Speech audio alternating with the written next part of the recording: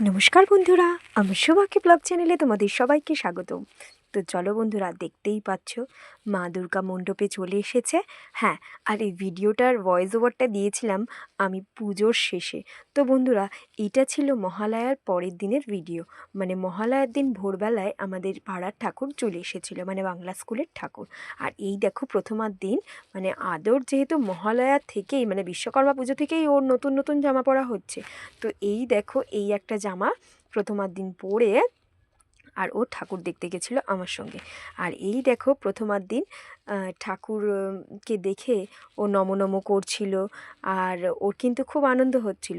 আর আমাদেরও মনটা বেশ আনন্দ হচ্ছিল যে পুজো চলে এসছে। পুজো এসে গেলে তো মনটা বেশ ভালো হয়ে যায়, জানোই তোমরা বন্ধুরা।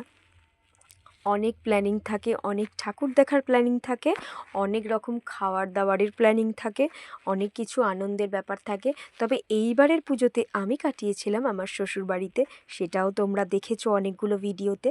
তো চলো বন্ধুরা, আরও নতুন নতুন ভিডিও তোমরা দেখবে, আমার আরও অনেক কিছু দেখতে পাবে।